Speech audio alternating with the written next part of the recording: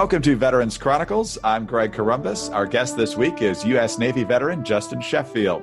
He joined the Navy in 2000 and soon passed the grueling test to become a U.S. Navy SEAL. For the next 14 years, he served our nation in Iraq, Afghanistan, and several other locations around the world.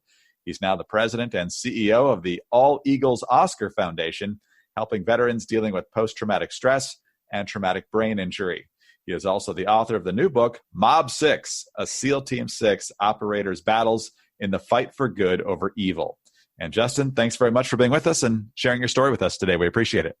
Thank you so much for having me. I'm honored.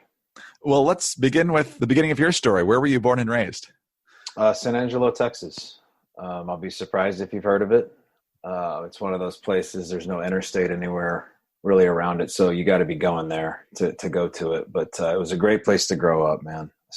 My parents are still out there in West Texas, Excellent. Is there a history of military service in your family?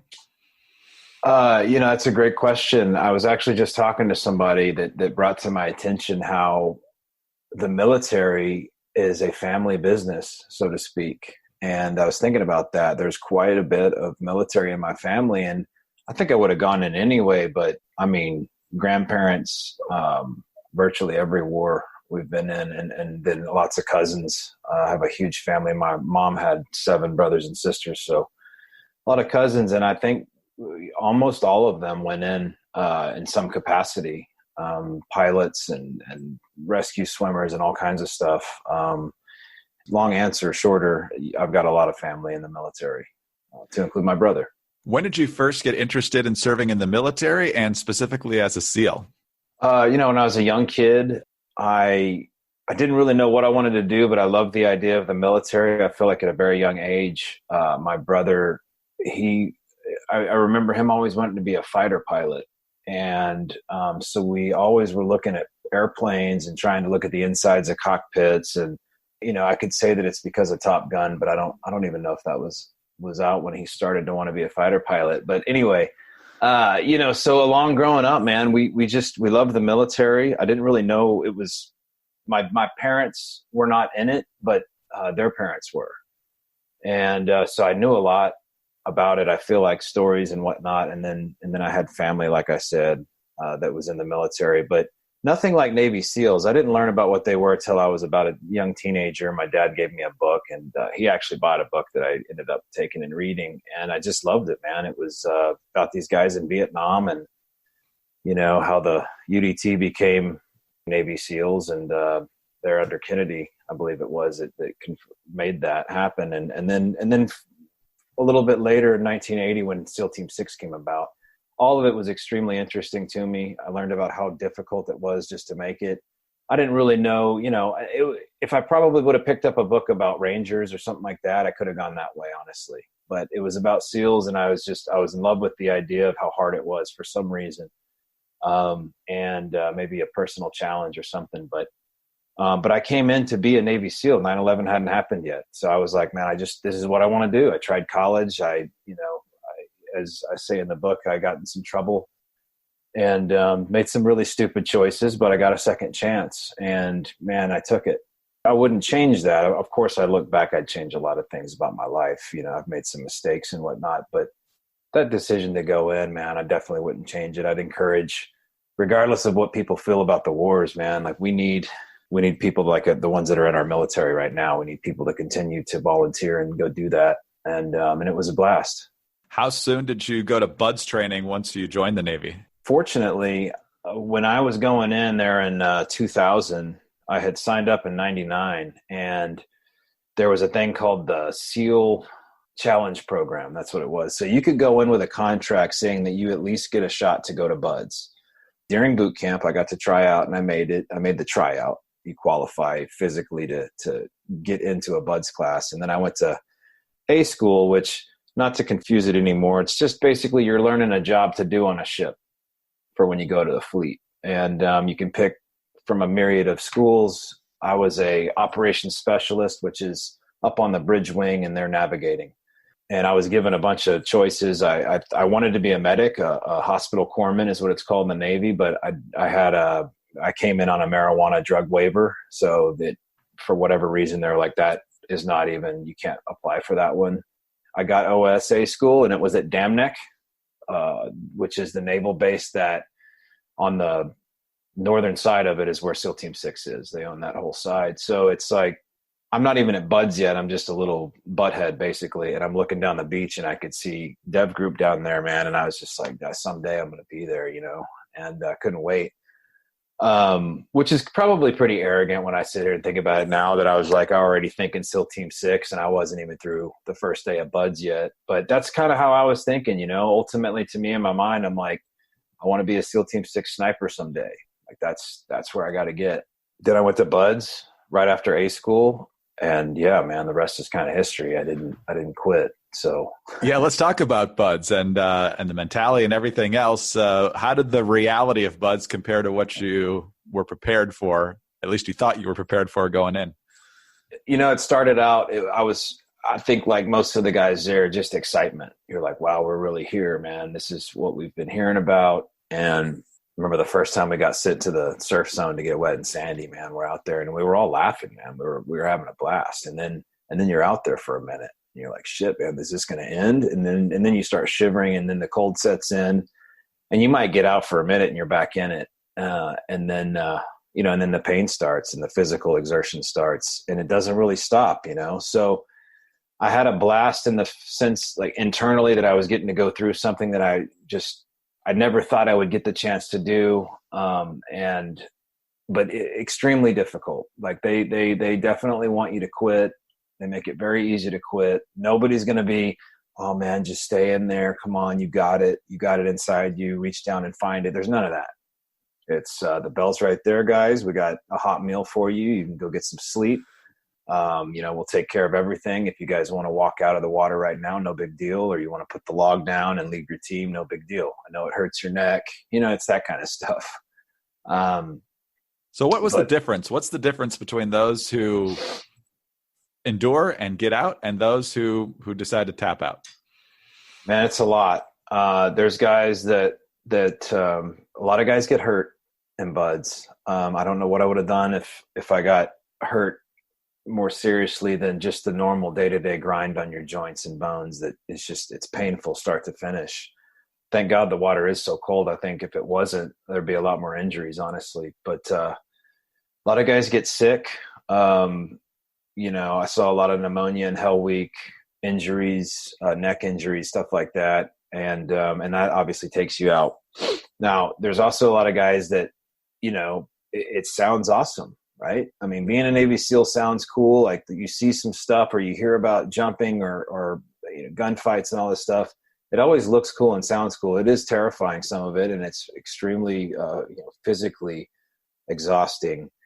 And that really wears on you after a while, man. I mean, it doesn't matter who you are. I saw guys come there that were just absolute performers. I mean, stronger than me, just genetic specimens of human beings that were in my class even, that quit.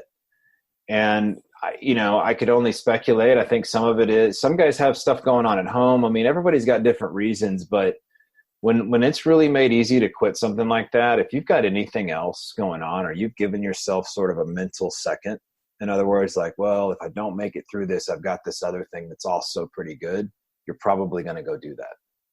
Yeah, I mean, that would be the advice I would give a young guy that's like, man, I want to go be a Navy SEAL. It's like, man, don't have another option. Don't go in there with like, well, if I don't make it, at least I've got my degree and I can go do this. It's like, no, man, you're going to do this. This is going to be who you are.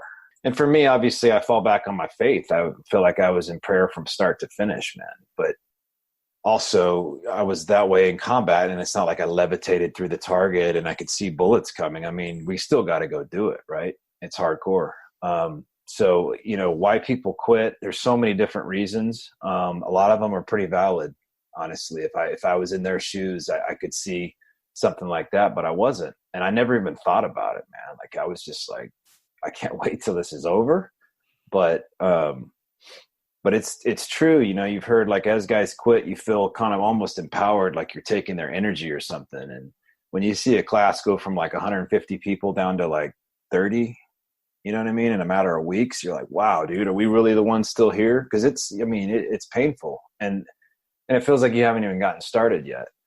But Anyway, it's a special place. There's no doubt about that. I haven't, it's been tried to be recreated in other units, and I think they do a fine job, especially in the Air Force with their PJs and CCT program. Pretty hardcore pipeline there as well. But there's nothing like buds, man. I mean, it's legit.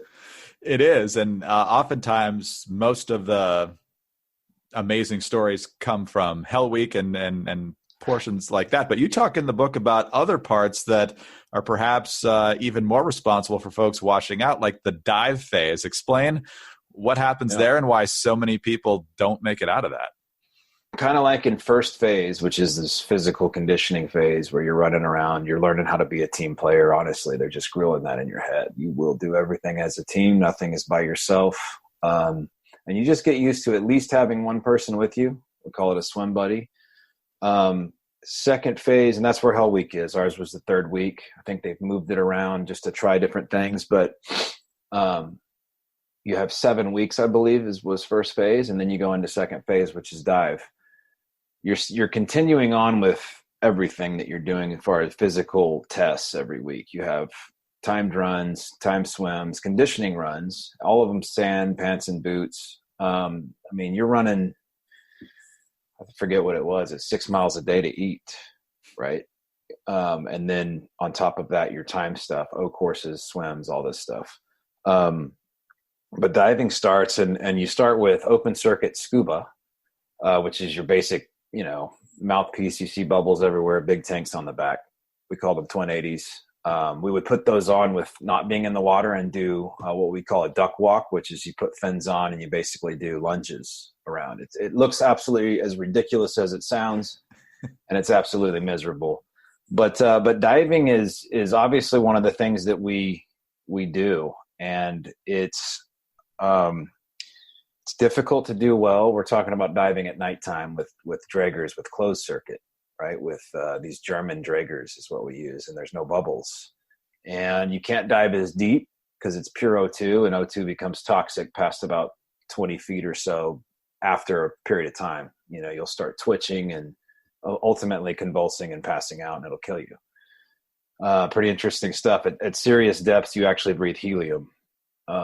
Because of just the way the pressure is and the way the air works under pressure. But anyway, so you're learning everything about diving, but there's a portion of it called pool comp, short for pool completion. And it's before you get to go to a dragger and start learning Navy SEAL diving stuff and why we're doing it. We're going in to blow up a ship or to sneak in at a pier or whatever.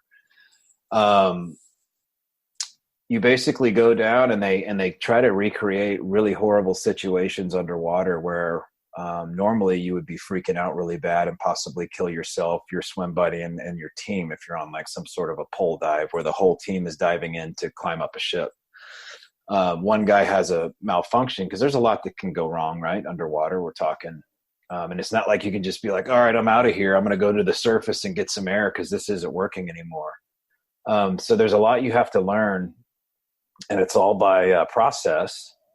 And by numbers, and you'll go down, you'll be breathing on the bottom of the pool. Let's say you're at 12 feet and you're down there and you've got your weight belt on. So you're down at the bottom and you're just breathing. And one of the things is an instructor will swim down, take your mouthpiece out immediately. So now you're on a breath hold. He'll take your, the hoses of your mouthpiece and everything. He ties them in a massive knot, ties them onto your manifold of your tanks. Your mask is gone. That was gone first. He pulls your mask off. So breath hold at deep end. He'll pull your weight belt off. They just totally, and then they'll start spinning you around and you're all on a breath hold, right? You can't go up, right, without losing your breath, or your lungs will embolize, right? So you're always breathing or letting air out if you're moving up, right? And diving. There's a lot of things that can happen, and they're all scary, right? Kind of like with jumping. If it doesn't go perfect, it's going to go really bad, right? But they do all this stuff to really see what guys do underwater, and it's a very much a mental thing. I remember I passed all 5 things, and I failed my last one because when I went down to kiss the bottom of the pool and to go up, you've taken everything off, and now you're swimming to the surface for your final thing. I actually put my hand down on the pool deck, on the bottom of the pool to push off. And that push off was, they considered that me freaking out. So they failed me and I had to do the whole thing over again, which I did it and I crushed it. But if I had failed it again, I would have been out of buds. That's how serious it is. Oh, wow. You know what I'm saying? And you have 5 different things that you have to pass, and they all get progressively harder to do and more, you just got to really hold on mentally and you're on a breath hold every one of them. So it's scary, man. And you do lose a lot of guys, and it's sad because I remember guys I can still think of right now, especially one of them that he had been to buds before and he failed because of pool comp. This dude had already been through Hell Week twice. You know what I'm saying? Like hardcore, man. And he failed it again, man. And it was just like, dang, because I would have loved to have worked with this guy, right? But because of just when you get into the teams, you're out in the ocean. There's no buoy. There's no safety. There's none of that, man. It's you and your buddy, and you better know what to do when he goes down, because it happens, right? And, we've got to save our buddies' lives or you're going to die trying. But going through all this process is what gets you there. And then sort of second phase really kicks off after pool comp, after you've proven that you can be counted on and really makey situations. You start getting into the dive profiles, and you'll be planning your own dive with your swim buddy. And, we swim these things called tack boards, which I talk about jumping because we have them while we jump too. They just sit on our chest while you're under canopy. But in the water, I'm holding this thing out and I'm not looking around. You're not looking at anything anyway, because it's dark. It's a bit claustrophobic. If you're claustrophobic, it's been difficult for guys that are to kind of get past that. And we're working on our accuracy. We're working on our pace. We're keeping time. I mean, we figured all this stuff out, exactly what the turns are. And if you do it right, which all of us do, you get to a point where you hit the exact ship every time, and there could be 50 ships in a row and it's nighttime and you're coming from a totally different place in the water and you hit the right one every time. And that's what they're looking for. Justin, let's take a quick break right now. We'll be right back with much more with Justin Sheffield, U.S. Navy SEAL, on Veterans Chronicles. We're back on Veterans Chronicles. I'm Greg Corumbus, honored to be joined today by U.S. Navy SEAL Justin Sheffield. He is the author of the new book, Mob 6, talking about his time inside SEAL Team 6. And Justin, we talked a lot about BUDS training in the first segment, but let's talk about what happened after that. You got married and then joined SEAL Team 8 shortly after 9/11. So that's quite a sequence there. What's going through your mind when you see how the world's changing, and what did that mean for SEAL Team 8 once the war on terror had started? Great question. So, third phase, got through BUDS, graduated, was on cloud 9, right? Like all of us, were just super excited. We had to go through another 6 months or so of SEAL qualification training. That's taken the BUD student to be an actual tactician and learn how to shoot and basically jump into a platoon. Because that's where after that, you're going to your SEAL team. So went to Fort Benning, Georgia, to Army static line jump school. Horrifying experience, just because it's Fort Benning, Georgia, really. But then came home and got married, and 9/11 happened, and I got married 4 days later. So it was we'll never forget that day, because we were both we're trying to focus on each other, but there's a lot happening. We knew that my honeymoon, so to speak, was going to be driving across country to our first place ever together and checking into SEAL Team 8. So it was a lot to kind of swallow. And I think it was good that way, because, you just, when there's so much and it's so overwhelming, you just start going step by step. And, but it was awesome, man. So I went and checked into SEAL Team 8, and I thought for sure that they would call me to go. And I was just a new guy. I realized real quick they had zero, care about what I had to say or anything. I was just a new guy. So learned real quick that everybody there was also a BUDS graduate, so nobody was impressed, and basically shut your mouth and show up on time with the right gear and the right attitude. But in SEAL Team 8, my first platoon, so we deployed down to Puerto Rico. And I got real good at Texas Hold'em. They have some badass casinos down there, but I mean, we were pissed, man. We were getting jacked and out in the sun. I mean, the ocean's beautiful out there. 3 months into that, I went down to Colombia. Now I'm teaching dudes that are literally living in the jungle how to do jungle warfare, and I'm a new guy. I mean, it was ridiculous. And mind you, guys are at war right now, so I'm like, man, this is embarrassing. I'm going to go home. 9/11 has been going down. By this time, we're in Iraq already, right? So time had gone by, and so 2 wars going on. I'm a Navy SEAL, and my buddies are just like, so you went to Puerto Rico? Like, what are you really? You know what I mean? It's embarrassing. But it ended up working out great. You know, SEAL Team 8 was awesome. I got my chance to try out for SEAL Team 6 in my second platoon. So I went to sniper school, went to another platoon, and that one, Germany and Afghanistan. And I basically left Afghanistan a couple of weeks early to go to Green Team. That was in 2005. Let's talk about a couple things about joining SEAL Team 6. First of all, you talk about the back-to-back physical tests that are required to join. How difficult was that, even after having gone through BUD/S? So to get in, yeah. So the actual physical test to get in is definitely a little bit harder than the one to get in BUD/S. Green Team itself, I think they call it selection now. It's very physical. I was surprised at that, actually. I thought it was going to be more just, you know, we're checking out everything you are as a tactician. You know, we're going to dissect your personality. Like, can you be here? Can you be at this tempo? But it's very physical. I mean, our runs there were way longer than anything I ever did in the regular, like a SEAL platoon, for example. But the tryout, the Dam Neck PRT, I mean, it's legit. You know, the swim is longer. I don't remember exactly how long the swim was, but it was probably double what the tryout for BUD/S was. And you got to make it in a very fast time. Pull-ups are more, push-ups are more, shorter times. The run is longer. And you got to maintain a pace. And it's tough because, you know, I was 25. I was one of the youngest guys to go over there. A lot of guys are a lot older than that over there. And, you know, they don't care about your age. I mean, it's definitely a young man's game getting there, I'd say. Now, saying that, I have seen some really hardcore human beings that are way older, in their 30s, late 30s even, that went through BUD/S and have gone to Dev Group. And they're just, you know, they're studs, man. Like, I'm 40 years old right now, and I hurt just waking up in the morning, man. You know, there's no way I could redo that stuff. But anyway, yeah, it's very strenuous. It was physically hard. It was surprising. But I was ready, man. I had been in Afghanistan and just doing 8 miles a day around the base at altitude. So I was in pretty damn good shape when I showed up, man. Obviously. So when were you deployed to Afghanistan?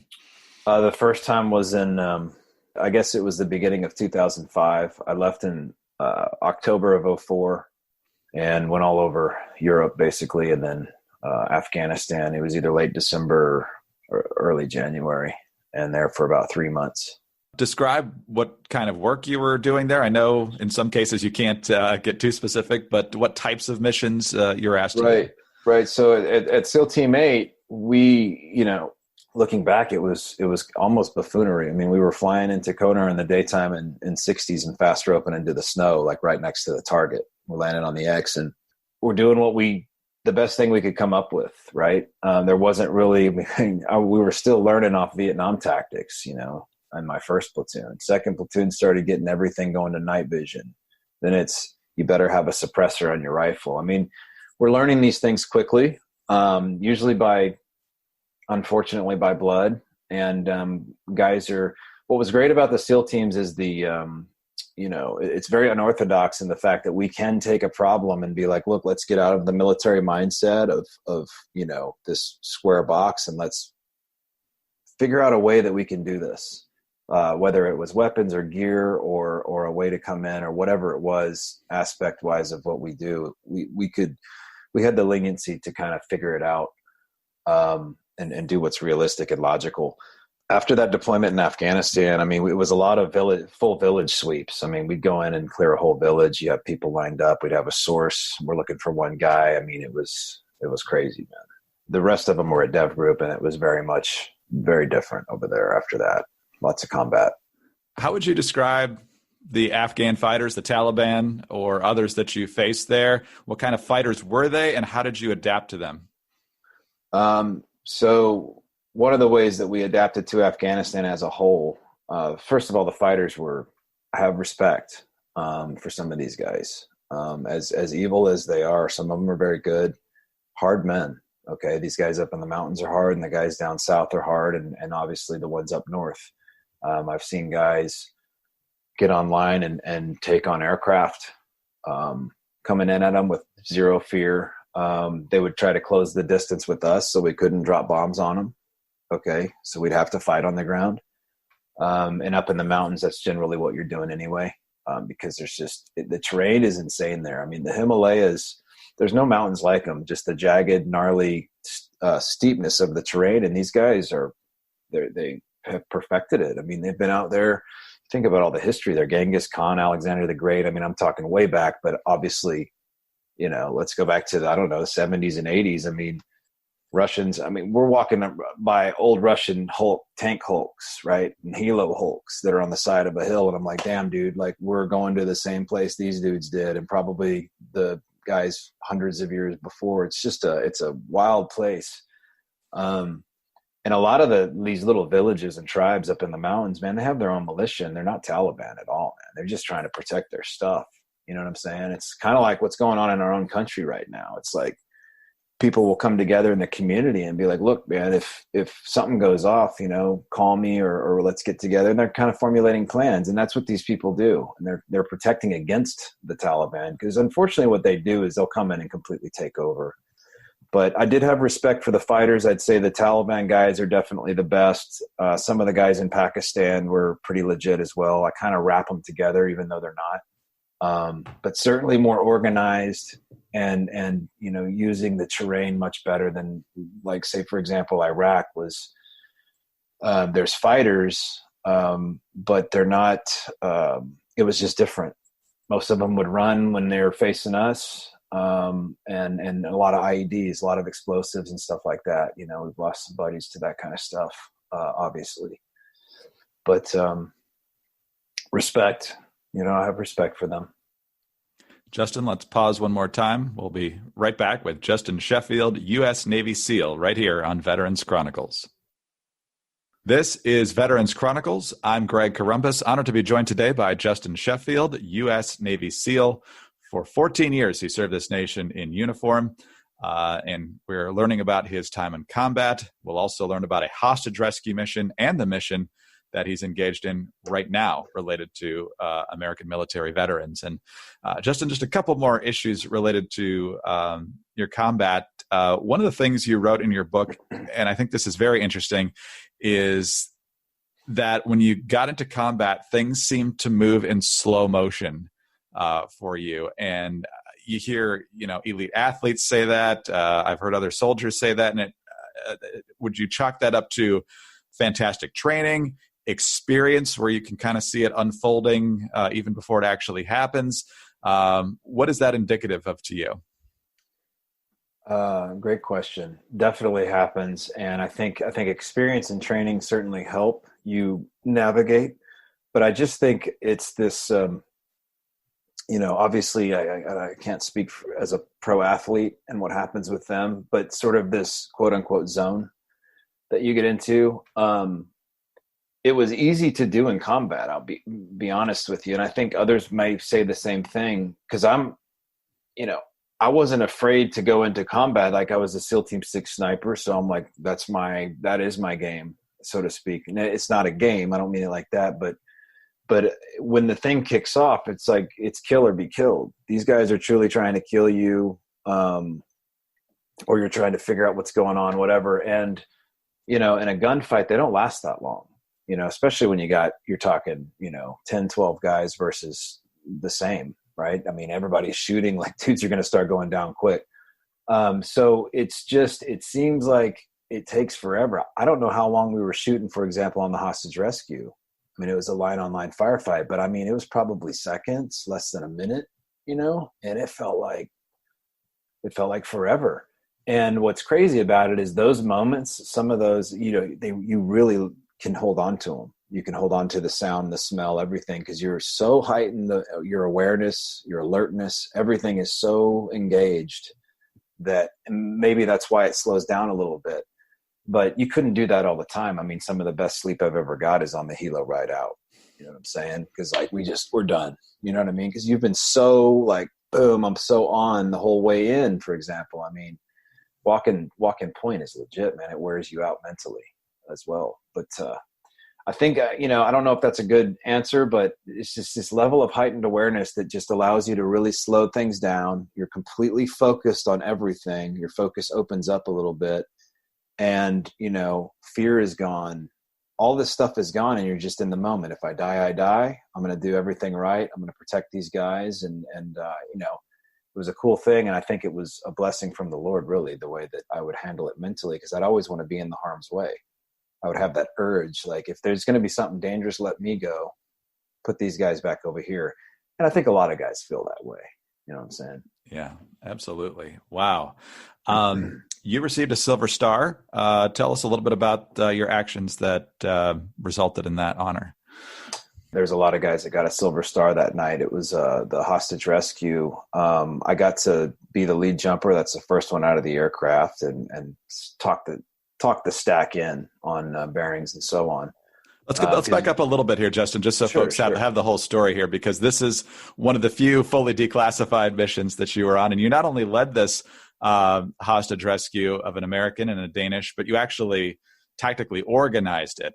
And I believe this was in Somalia. So just give us a little bit of the setting and then continue, please. Sure. Yeah. So 2 hostages got captured in Somalia in 2011. Really at a rough time for all of us. We had just probably the biggest loss in our history.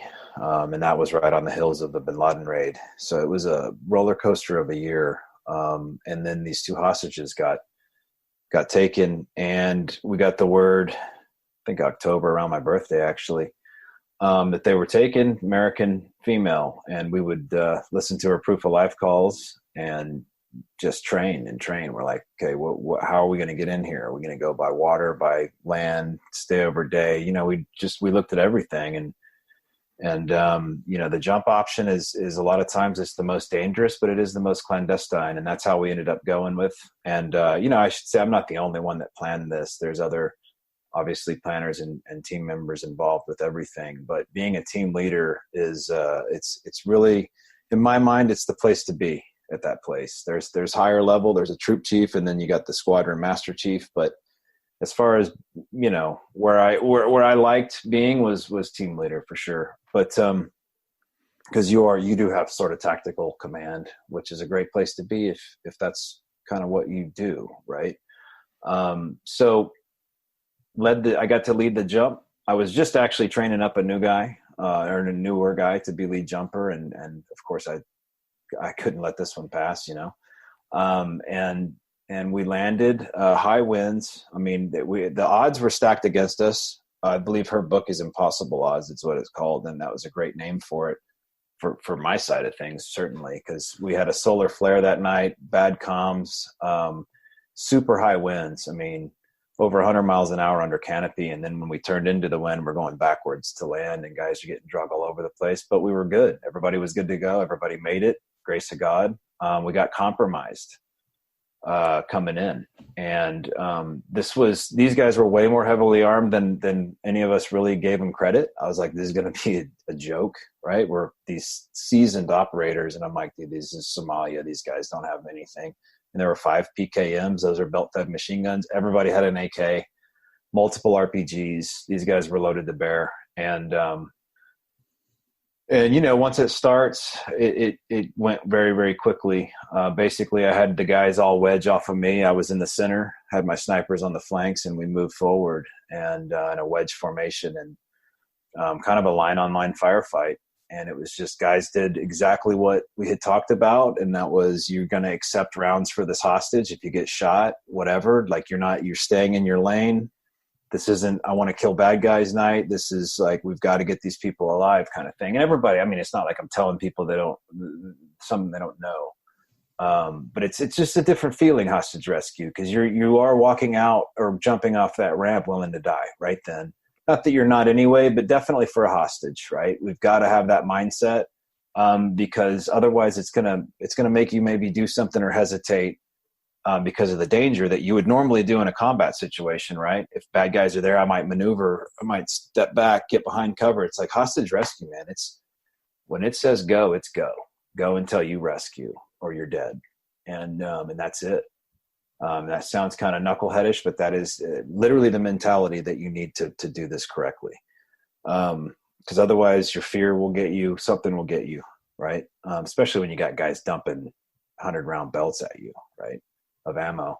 So I ended up going up. I dumped a couple of guys. I remember the first guy I shot, I hit it. He was on a PK. I hit him in the shoulder and his head fell onto his gun. I shot him in the top of the head. His head exploded.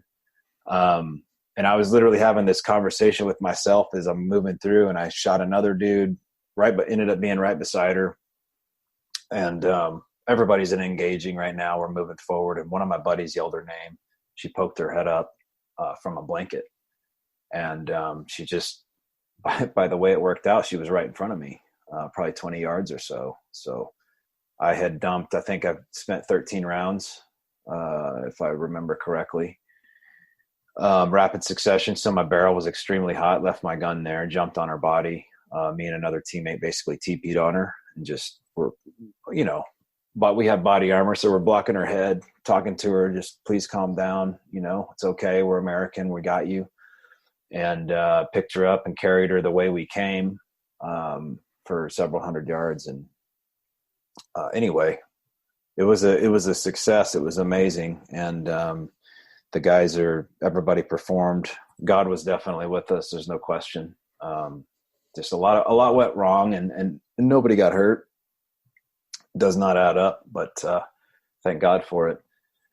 So, it was like that was kind of like our Super Bowl in my mind. I say that a lot and it feels that way because, guys have done hostage rescues there. This is what we do. And man, is it a good feeling when you rescue somebody.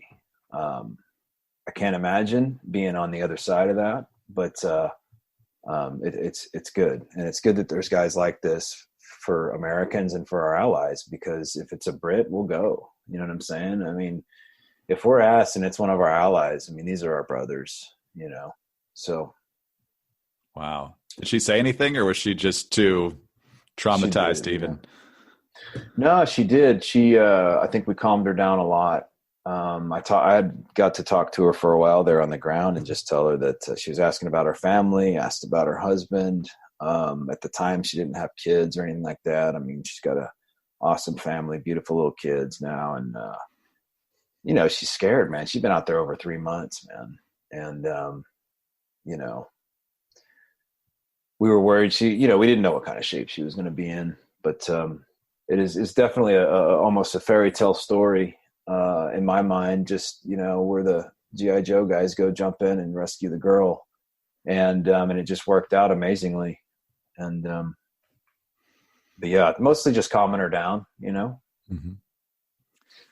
We're talking with Justin Sheffield, former U.S. Navy SEAL. He's the author of Mob 6. And Justin, one of the things that I think folks are going to find very quickly in your book is that it's very honest. It's very real.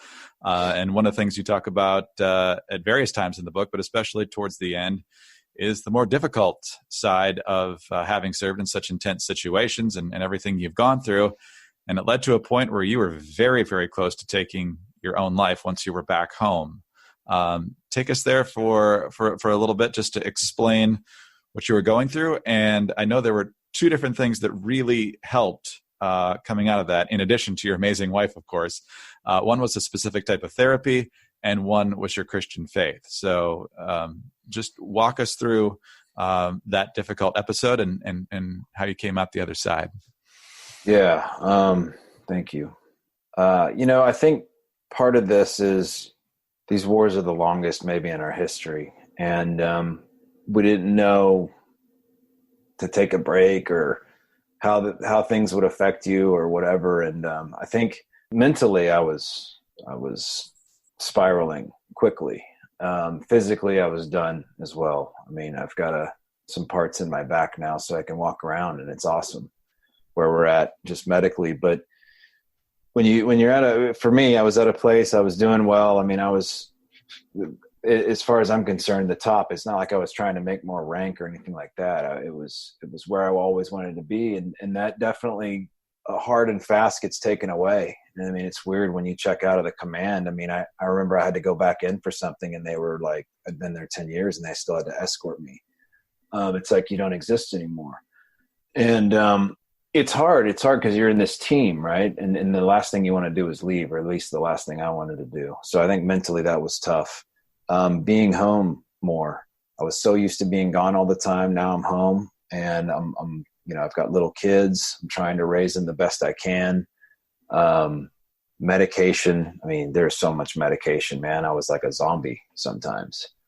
And I think that's part of the problem. And that's what we're trying to kind of, adjust and guide the military and guys and buddies and people that listen to this. And it's like, just be very careful what you take, because you're going to get prescribed all kinds of things. I could go get Oxy right now from the VA, because of the pain level, but I choose not to. I choose to use other things. And I think it's just educating people, but certainly living in a very depressive state. And to me, I mean, I had this thought of suicide for a long time. I mean, I was like, as soon as I know that my family's going to be okay, I'm out, man. I was done. And it was kind of that mentality, and I couldn't wait for it. And I think it's part of it's feeling like a failure. Part of it's I just physically was hurting all the time and am, and it's just, and then there's a big part of it that's just, I don't know what I'm going to do. I'm a failure. I'm a loser. You hear PTSD, there's shame with it. Doesn't matter who you are. And that's part of my job, is to talk to vets that are going through this, that want to keep it very secret because they're terrified of like, oh, I'm not going to look tough anymore. I'm not, because I've got this problem and I can't, and PTSD, it's not something you can just make up. It's like, there are situations you can get in, and nothing ever makes me want to hurt anybody or anything like that, but it makes you it's almost like you're there again. Right. So you're sweating and I can't sleep. I can't, whatever. I'm having nightmares again, all this kind of thing. I mean, it's this state of being that's just not good, man. And, I won't say that it's curable, but it's certainly treatable. And I mean, time and space away has helped, but certainly, like you alluded to, some of the stuff we're doing with the foundation, and it's just phenomenal results, multiple friends, teammates from all different branches of service we've treated. And I've just seen the same kind of results that I had. And the spouses say the same thing. I've got my so-and-so back. This is the guy I married. And it's not like it's a cure, you know what I'm saying? But what I'm seeing is guys are sleeping again on their own instead of taking some pill for sleep, or they're able to focus instead of taking something like Adderall or some other deal like that, which is all of that stuff. I wouldn't tell people just, hey, throw your meds away. Like, it's good for a little while, right? It helps. It certainly helped me for a while, but I mean, what are we talking about here? How many guys are really killing themselves? There's a lot. I personally know several, more than a handful of guys that I personally know have killed themselves, and I knew them. And I'm talking about the teams right now, right? So go military wide, it's crazy. And I think part of it is this feeling, you were on top, you're at war, and then it's over and you're like home now all of a sudden. You're like, man, so I was just shooting people, human beings, right? Fearing for my life. Now I'm home and I'm sitting here and you're in your living room or wherever, and you're just like, now I'm supposed to do what? And the way that we are now, I mean, I could be overseas by nightfall, and now you're maybe in an engagement by tonight, right? If I was leaving today for deployment, so to speak, same thing coming back. It's like, you might've just been on an op, packed your stuff up, and now you're home all of a sudden because we get on a plane and you go, and now you're out of that world and in this world, which is totally different. Right. I think all of it has an effect, and, looking back, I should have taken some breaks in there probably. Certainly physically, I should have taken care of my body. And there's this thought, I guess, this feeling I certainly had, I think other guys have. It's just like, we're going to go until we either die or just can't go anymore. You know what I mean? Mentally, physically, whatever it is. But, there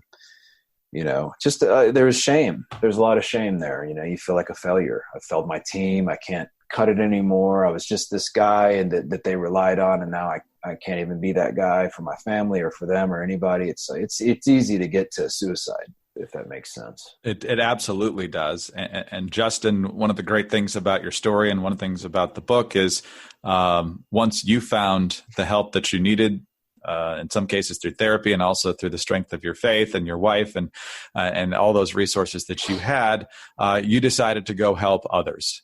And that's where the All Eagles Oscar Foundation comes in. In our last couple of minutes here, tell folks about the mission of the foundation and how you minister and how you serve those who are struggling. Awesome. Thank you. All Eagles Oscar. It's a call sign you want to hear coming off the battlefield. Means all of us are okay. And we started this foundation because when I went through this treatment, there was nothing for to pay for it.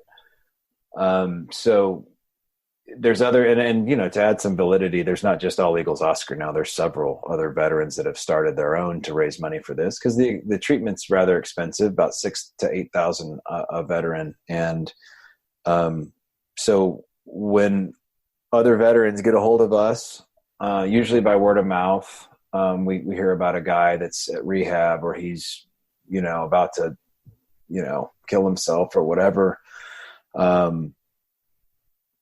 If they're willing to commit some time, because it takes some time, it takes about 4 to 6 weeks, then we take care of it, man. And I've seen some amazing results. For me personally, we are all definitely going to die.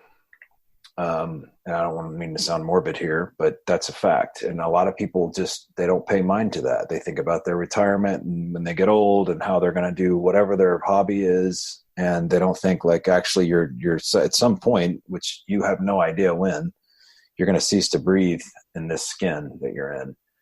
And, the Bible obviously says that we will continue on because we're created and we're going to go somewhere. So I the gospel message and God Almighty himself, is I will give him credit to why I'm still here as well. I battled that for a long time. Can I kill myself? Have I haven't even given God a chance to quote unquote fix me or it's like I gave up and the Lord definitely did not let me give up. And it's troubling because I have friends and family who really rally and I had people that would love to see me kill myself too. There's some bad people out there that they want people to hurt because they do, but friends and family, I know not everybody has. And I had some good ones and to include my kids. So I had a lot of reason to not do it. But you're not thinking that way. I mean, I was in my closet thinking about blowing my brains out. You're not thinking properly. You know what I'm saying? Like I'm thinking that I'm going to do everybody a favor, right? By leaving, like I'm a bad person. I'm not a good dad. Like they're going to be better off without me. That's just the mindset that I have to talk people out of. Like, no, you're not, man. It's all good. Like we love you. You don't need to kill yourself. There is help. There's a lot of life to be lived. And we need, veterans are, especially this day and age. I mean, you're talking about very productive human beings in our country that get out and end up doing amazing things for other people. And you look at the array of foundations like mine that for different things, guys that have blown their legs off or IED, whatever it is, there's so many things because guys get better and they're like, I've got to help my buddies. I've found something. Just like when we're in the teams, it's like, I'm not going to hold this thing and I'm going to get better and screw everybody else. It's the opposite. It's like, man, look, this works. Try it out. I'm a huge advocate for cannabis use. CBD is legal in Texas. I grow my own medicine and it's CBD. Doesn't make you high, but it certainly helps with pain and anxiety and stuff that normally I probably could get a pill for.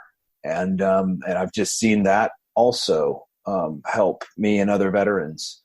And it's something that I think should be looked at because the pharmaceuticals are making entirely too much off the VA and veterans, but that's a whole nother conversation in itself. But All Eagles Oscar, we take the vet, we put them in brain treatment center, and magnetic resonance therapy is what we're treating them with. It's a electromagnet tuned to a specific frequency, and it pulses for a period of time, and over time it influences neuron misfunction back to everything working, and they can see it. You can see it on an EEG. It's amazing.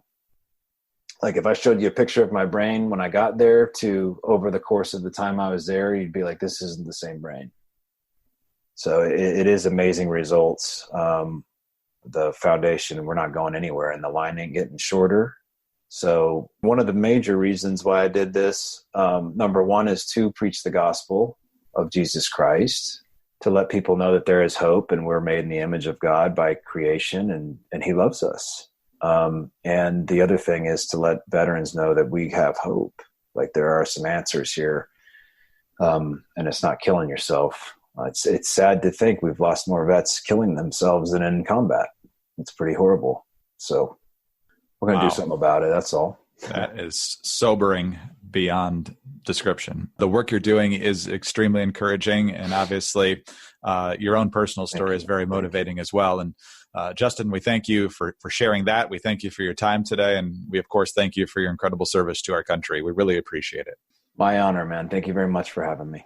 You bet. Justin Sheffield, U.S. Navy veteran, U.S. Navy SEAL, author of the new book, Mob 6, A SEAL Team 6 Operators Battles in the Fight for Good Over Evil. And he's also president and CEO of the All Eagles Oscar Foundation. I'm Greg Corombos. This is Veterans Chronicles.